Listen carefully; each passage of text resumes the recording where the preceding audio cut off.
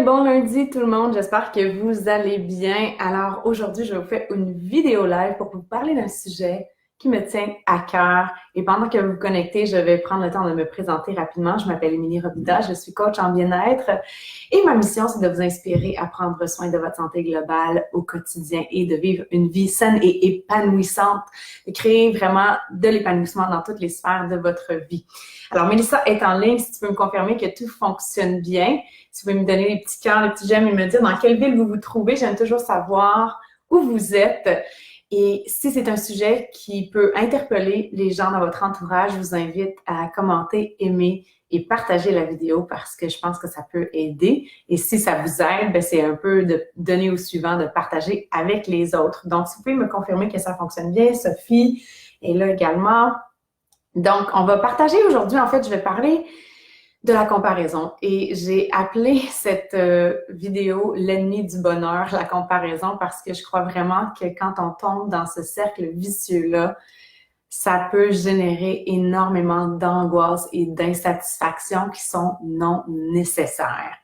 Donc, je ne sais pas si vous pouvez vous reconnaître là-dedans, mais est-ce qu'il y en a ici qui ont déjà eu le réflexe de se comparer aux autres? Moi, je vais lever mes deux mains, puis même mes deux pieds. Parce que, effectivement, c'est encore quelque chose aujourd'hui, en fait, un réflexe que j'ai parfois et dont je prends de plus en plus pleine conscience parce que je sais à quel point c'est malsain. Donc, aujourd'hui, je vais vous partager 12 points. Donc, c'est peut-être pas des trucs nécessairement spécifiques, mais des points qui vont vous aider à développer justement cette pleine conscience-là par rapport à ce réflexe ou ce pattern-là que vous avez peut-être également dans votre vie de vous comparer. Est-ce que vous êtes prête? Allons-y. Donc, premièrement, justement, en parlant de pleine conscience, on va commencer par essayer d'identifier ces stimulants-là ou ces moments-là pendant lesquels on est apte, en fait, on a le réflexe de se comparer. Donc, c'est quoi les éléments déclencheurs qui vont créer cet effet de comparaison-là? Est-ce que vous êtes dans quelle situation quand ça se produit? Est-ce que c'est quand vous êtes sur les médias sociaux, sur Instagram? Est-ce que c'est quand vous êtes dans une activité sociale? Donc, vraiment d'aller identifier c'est quoi ces éléments déclencheurs-là, puis dans quelles circonstances ça nous arrive le plus souvent de se comparer, de comparer ce qu'on a, de ce qu'on fait. Donc, à qui on se compare? Et c'est dans quel contexte qu'on le fait. Donc, de vraiment commencer, moi, je pense toujours que le premier pas vers le changement, c'est la prise de conscience puis faire un état de la situation actuelle. Donc, vraiment de commencer à définir c'est quand ces moments-là et à qui on se compare et dans quel contexte. Donc, ça, c'était le numéro 1. Numéro 2, ça, c'est important. C'est de se rappeler qu'on est unique. Puis ça peut sembler cliché, mais c'est la réalité. Il n'y a pas un humain qui est pareil comme un autre. Et ce qui nous rend vraiment unique et authentique, c'est notre capacité à partager cette vision-là à travers nos lunettes, notre transparence, notre authenticité. Et on a quelque chose à apporter au monde que personne d'autre a apporté. Donc, pour moi, j'aime bien dire que la comparaison, c'est injuste.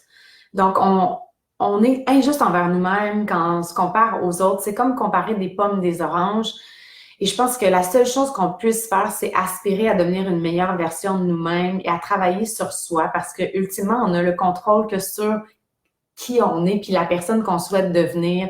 Et de se comparer aux autres, je trouve que c'est complètement injuste parce que on n'a aucune idée, en fait, de ce qui se passe dans la vie des autres non plus. Donc, je pense que ce qui est important, c'est de définir nos valeurs, ce qui est important pour nous, nos priorités dans la vie et de mettre l'accent là-dessus.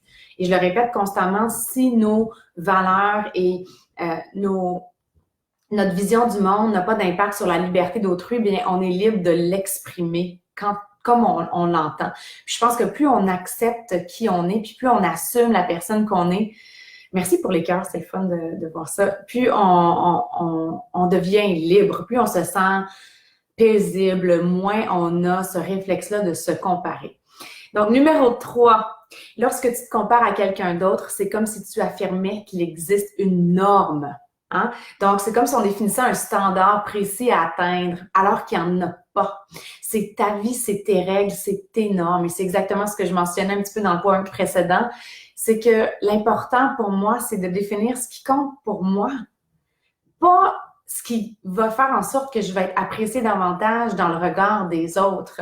Si on passe notre vie à vouloir créer une image qui va plaire aux standards de société, on ne se concentre jamais sur l'essence qui nous allume nous-mêmes, le feu qu'on peut faire brûler à l'intérieur. Donc, pour moi, c'est ça qui est le plus important. Puis c'est ça qui, en bout de ligne, en fin de la journée, me rappelle que j'ai fait des choix, des actions qui sont en harmonie avec mes valeurs à moi et pas parce que j'avais envie de fitter dans un moule, dans une boîte et pour adhérer aux standards de la société, mais bien parce que j'ai pris des décisions personnelles qui sont animées par mes motivations personnelles. Puis ça, je trouve que c'est extrêmement motivant. Et en bout de ligne, ça m'apporte une paix intérieure inégalée. Puis je pense que un des thèmes de ma vie présentement, je vais célébrer mon 34e anniversaire de naissance cette semaine. Puis c'est encore cet esprit-là de développer une paix d'esprit, puis d'être en paix avec moi-même. Puis je pense que plus je me connecte à ce qui m'allume moi-même, puis que je fais ce que j'aime, ce qui me passionne, sans toujours me questionner à savoir est-ce que ça va plaire aux autres, est-ce que je vais avoir plein de j'aime sur mon vidéo live, est-ce que je vais avoir plein de commentaires sur ma photo Instagram, est-ce que je vais avoir plein de partages sur une vidéo YouTube. Ça, c'est hors de mon contrôle, mais ce que je peux faire, c'est me concentrer sur ce que j'aime pleinement. Puis je me dis que les gens qui adhèrent à ces passions-là, à ces valeurs-là, vont vouloir me suivre. Puis ultimement, ça m'amène à travailler puis à collaborer avec des gens qui deviennent mes meilleurs amis. Donc, je pense que c'est super important de se connecter à ce qui nous allume. Numéro 4, ça c'est important parce que je pense qu'on idéalise énormément les gens qu'on admire ou les personnes auxquelles on se compare. Donc, faut se rappeler qu'on ne sait jamais exactement ce qui se passe dans la vie des autres. On n'a jamais le big picture de ce qui se passe dans la vie des autres. Et je sais moi-même que des personnes que j'admire énormément, parfois je les mets sur un piédestal et j'assume qu'ils ne font pas face aux mêmes difficultés auxquelles je fais face, alors que c'est faux.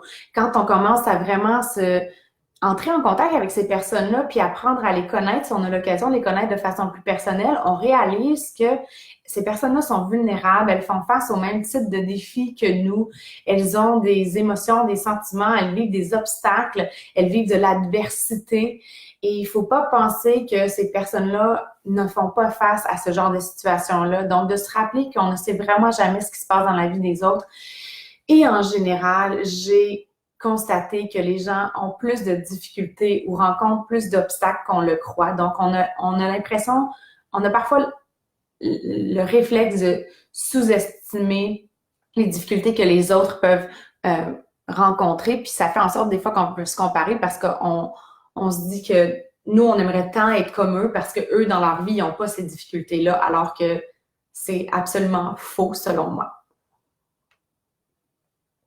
Je le répète souvent, particulièrement dans mon entreprise, avec les coachs qui se lancent dans le coaching en ligne et qui commencent et qui veulent s'inspirer d'autres personnes, mais qui vont aller chercher des modèles qui sont là depuis des années. Puis c'est bien parce que ces personnes-là ont de l'expérience et si elles ont créé du succès, ça peut être extrêmement inspirant.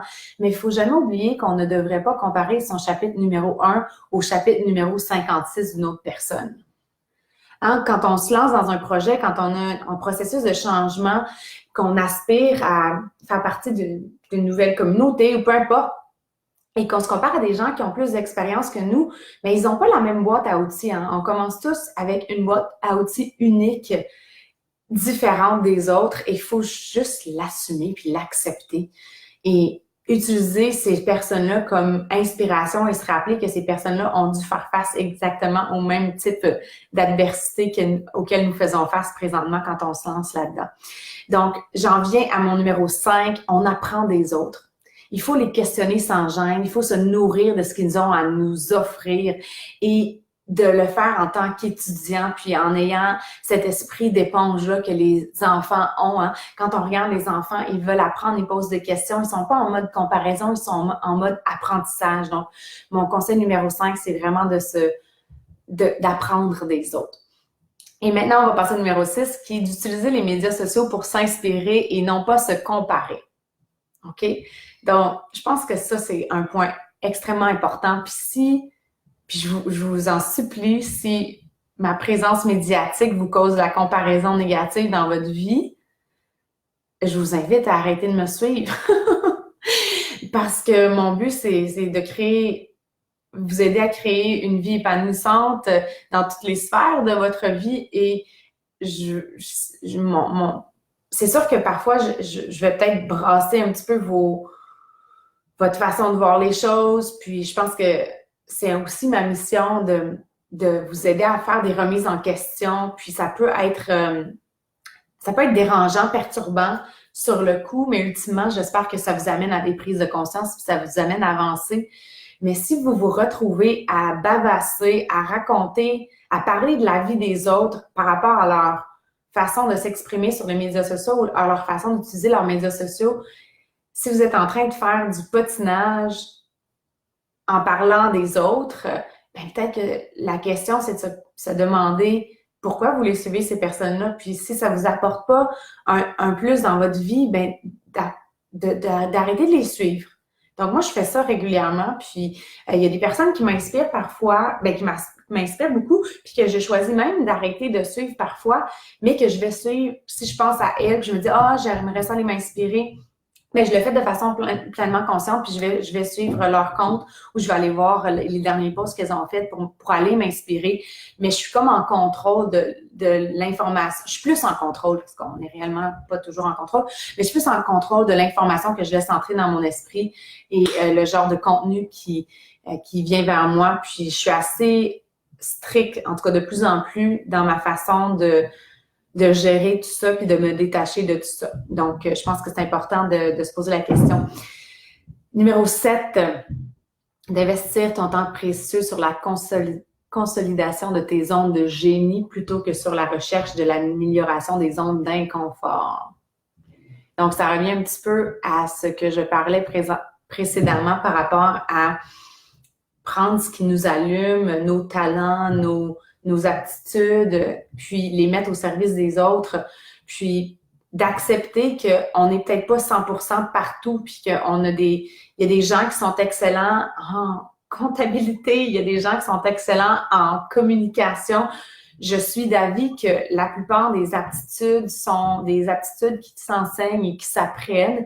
Par contre, je sais aussi que c'est l'acharnement ne nous apporte pas nécessairement du bonheur. Donc, d'aller vraiment utiliser ces sphères-là dans lesquelles on sent qu'on a des talents, des aptitudes plus naturelles et les mettre au service des autres plutôt que d'aller se comparer puis de se dire, moi, je suis pas comme ci, moi, je suis pas comme ça, j'aimerais donc ça être comme elle.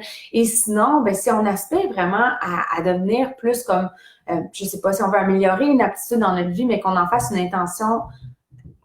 intention claire et précise et qu'on met sur le progrès et non pas sur la perfection. Puis je reviens au point précédent de ne pas comparer son chapitre 1 au chapitre 15 ou 25 d'une autre personne.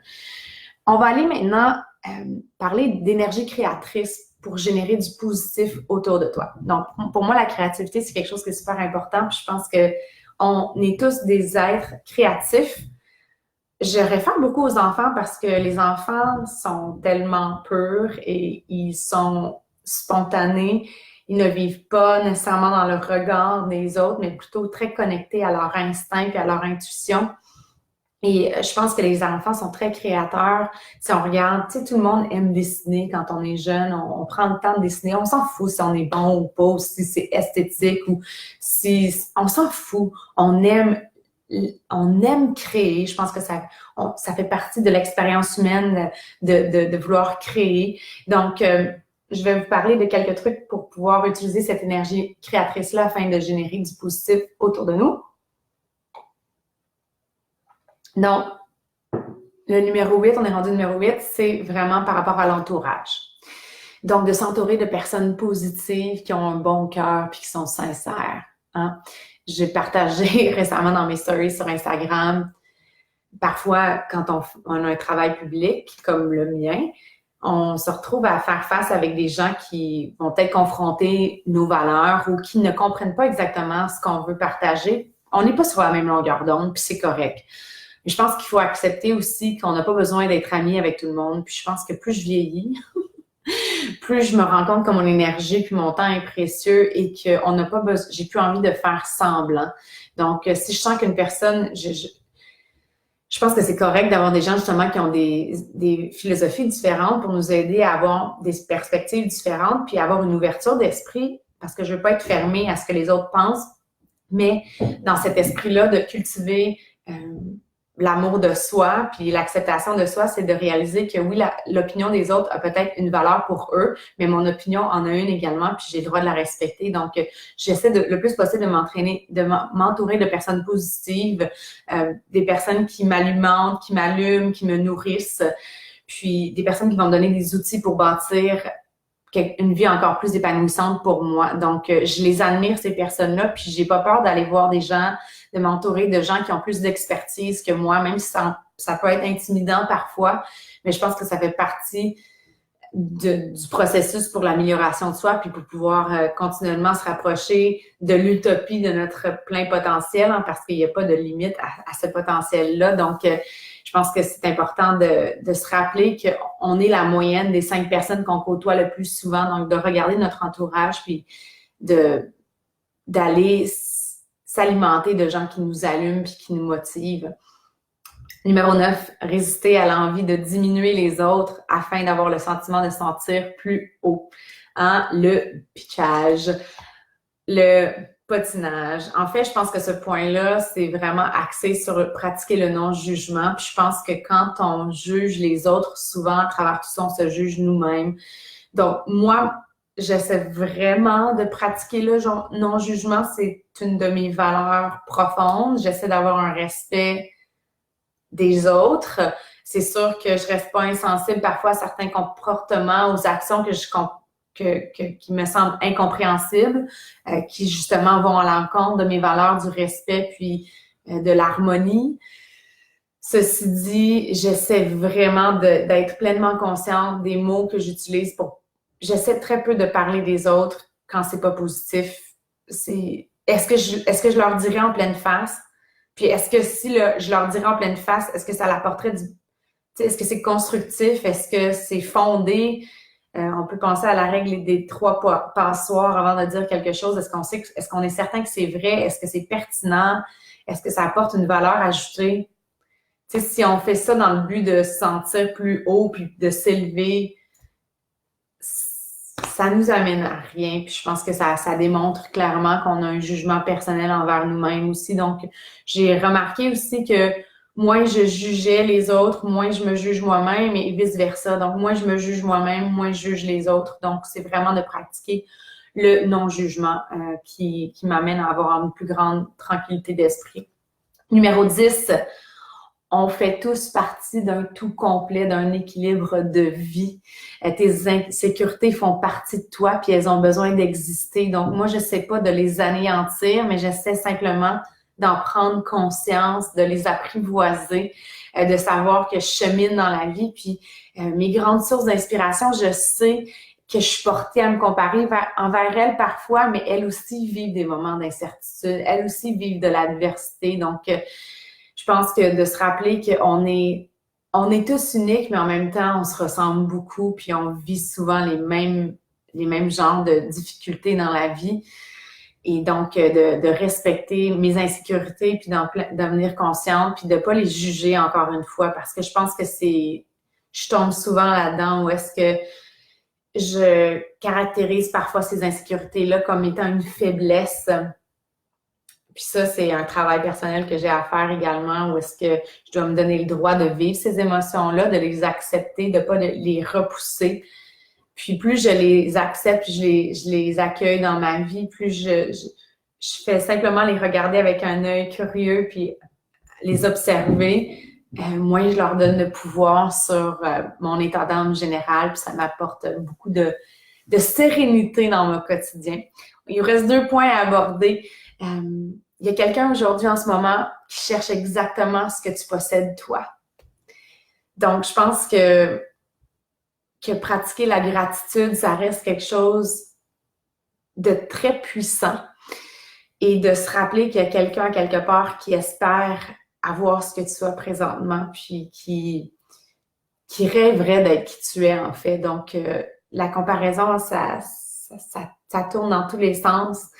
Et puis, je pense que c'est important de se le répéter ça constamment. Puis, si on veut avancer puis créer encore plus d'abondance dans notre vie, faut commencer d'abord et avant tout par célébrer ce qu'on a présentement. Puis, ça peut commencer par le fait qu'on est vivant, puis qu'on peut respirer, puis que notre cœur bat, puis que on est ici, dans le moment présent. Donc, de célébrer tout ça, c'est la base. Puis, je pense que c'est important de se rappeler ce qu'on a.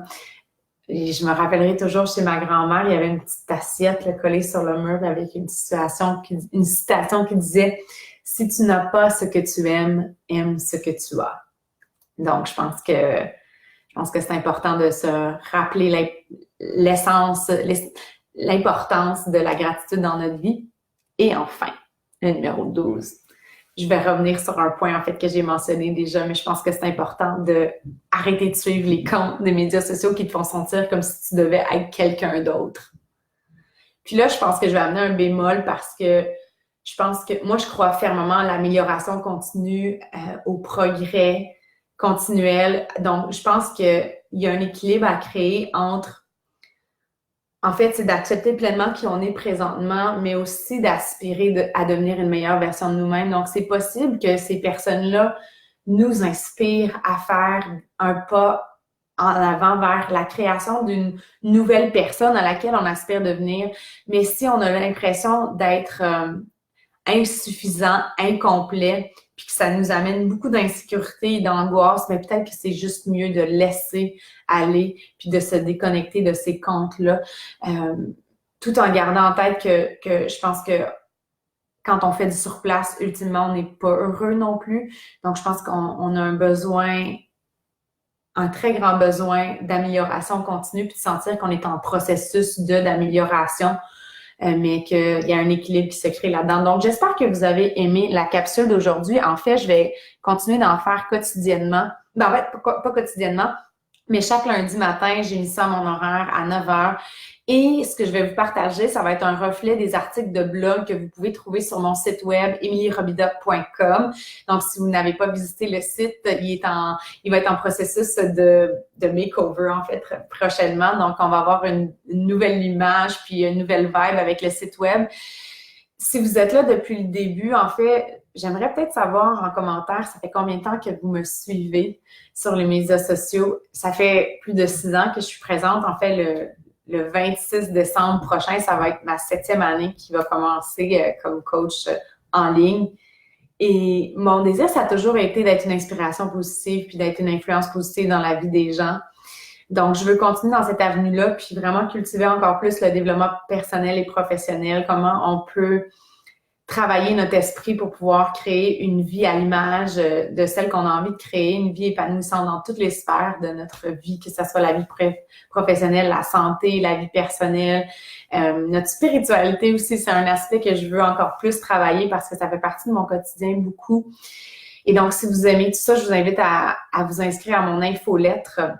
Donc, si vous n'êtes pas inscrit à l'infolettre et que vous voulez le lien vers l'infolettre, commentez infolettre. Donc, je vais pouvoir vous envoyer le lien pour que vous puissiez vous inscrire. De plus en plus, j'envoie aussi la communication qui résume tous mes partages sur les médias sociaux, le contenu que je vous partage. Donc, vous assurez d'avoir accès à toutes ces informations-là. Et dès demain, vous allez avoir accès à cet article de blog-là qui va résumer tout ce que je viens de vous parler. Donc, si vous voulez être certaine de ne rien manquer, commentez infolettre, puis je vous communiquerai le lien pour vous inscrire à l'infolettre. Et je fais ça à peu près à chaque quelques semaines. Je vais faire un résumé des derniers trucs que j'ai partagés. Donc, vous allez avoir comme un endroit où est-ce que vous allez avoir accès à mes vidéos, à mes articles de blog, aux posts sur les médias sociaux qui ont généré le plus d'intérêt, si on veut, parce que mon but ultime, c'est de vous apporter une valeur ajoutée. Donc, si vous aimez ce que je fais, je vous invite à commenter ci-dessous sous la vidéo. Ça fait toute la différence au monde pour moi de vous lire. Donc, ça m'encourage à continuer. Puis, à me rappeler que je dois me connecter. Mon Dieu, ça me rend émotive. Parce qu'on dirait que je suis dans cette vibe-là d'assumer encore plus ce qui m'allume moi, puis de vous partager en toute transparence mes trucs personnels, puis les sujets qui m'allument. Donc, encore plus d'authenticité ici sur ma page. Puis oui, le fitness puis la nutrition, ça va toujours rester une fondation importante dans ma vie, mais je vais aussi aller encore plus en profondeur dans ces sujets-là de développement personnel et professionnel. C'est quelque chose qui m'allume beaucoup. Je suis passionnée de psychologie. Je suis passionnée par tout ce qui motive l'être humain à faire ce qu'il fait. Je suis une personne qui est très philosophe dans l'âme, donc vous allez avoir encore plus ça. Je pense que vous le sentez dans mes textes aussi. Je suis une personne qui aime aller en profondeur, à amener des questionnements, à partager mes réflexions personnelles qui m'apportent du positif, qui me permettent de grandir. Donc, si cette vidéo-là vous a apporté du positif, je vous invite à la partager. Vous pouvez mettre du soleil dans la vie d'une autre personne. Et puis moi, je vais continuer de faire des vidéos à chaque lundi, 9h. Donc, ça sera notre rendez-vous hebdomadaire et possiblement d'autres vidéos live sur ma page Facebook. Je continue également de créer du contenu sur mon blog et de vous envoyer des infolettres, de travailler avec mon équipe de coach, de travailler avec mes clientes également pour le fitness, l'aspect fitness, nutrition et développement personnel dans des communautés en ligne. On va aussi continuer de faire des vidéos YouTube, Damien et moi. Donc, on a plein de beaux projets qui vont prendre forme et d'autres choses dont je ne peux pas parler tout de suite, mais qui vont être mis en place. Tout ça dans le but de continuer d'ajouter de la valeur à votre vie. Donc, je vous aime, je vous embrasse. Merci d'être présent au quotidien. Je vous souhaite une excellente journée. C'est la dernière journée du mois. Si vous n'avez pas pris le temps d'évaluer votre mois puis de planifier le mois d'octobre, je vous invite à le faire, de prendre 5-10 minutes, de faire un petit bilan puis de vous questionner sur les choses que vous voulez améliorer pour le prochain mois. Moi, c'est une habitude que je prends depuis des années, de planifier à l'avance parce que j'ai réalisé que malgré mon désir d'être ultra spontané, il y a énormément de liberté dans la structure et la planification. Donc, je vous embrasse, je vous souhaite une excellente journée et on se reparle une prochaine fois pour une autre vidéo. Bye!